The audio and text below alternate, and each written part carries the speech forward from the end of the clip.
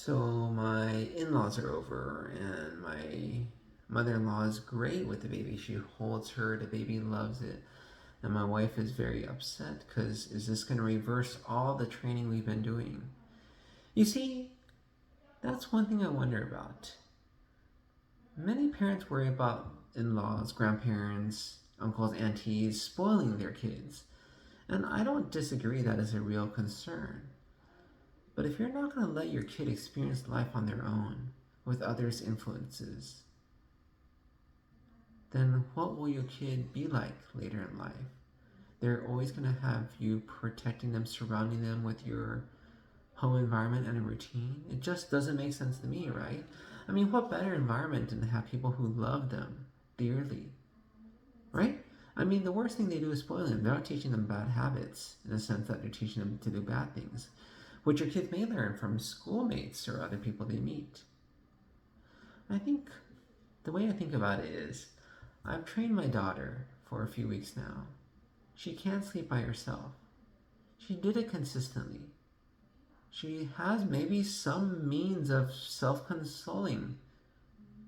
And now, yes, it's put to the test. Yes, her grandma's going to hold her, pick her up whenever she cries. And yes, it'll make it harder. But do I think that it reversed everything I taught her? Do you think she forgot? I think she just wants to take it easy. That's one thing I never get about parenting and all these books. About this idea of consistency. You, me, we're not really consistent. But yeah, I think we live normal, reasonable lives, right? What I mean is we don't do the same thing all the time. We cheat all the time on our diet, right? We don't exercise, and we have a day where we slack off, and we say that's okay. We may sleep in on the weekends, and that's okay again. And we don't kill ourselves, right? Assuming you're not depressed or have some mental disorder. We're reasonably well adapted people. We understand this is just life. It's not perfect. We're not always going to be doing what we're saying we're doing. And we don't hate ourselves because of that. We don't think we're the most horrible hypocrite on earth. But yet, somehow, we don't want to give our babies that. We don't want to give our babies a break day, a time off. They have to do the same thing every time. We don't even demand that ourselves, and we're grown adults with supposedly lots of self-control and willpower.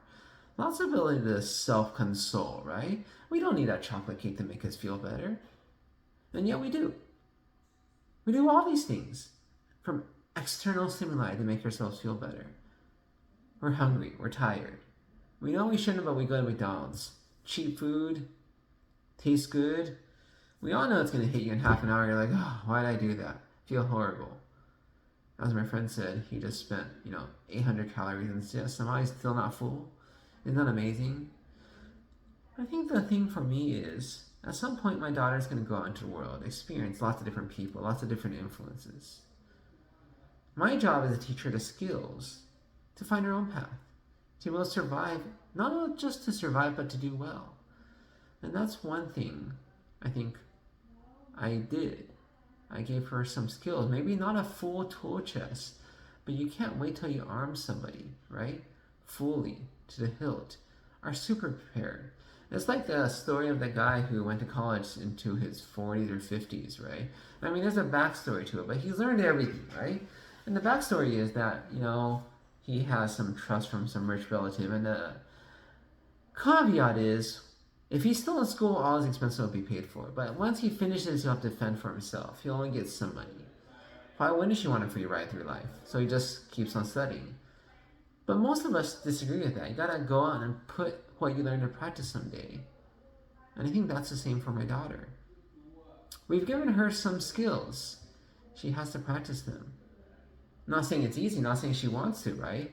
But you and me, we have the skills, we have the knowledge of knowing what's good to eat and what's not. And I hope most of us don't eat McDonald's every day. It's not good for you. We shouldn't do that. But this is life. This is the fact that we have money. We're able to do stuff ourselves. And the question is, when will your kid get out there? Because they will sometime.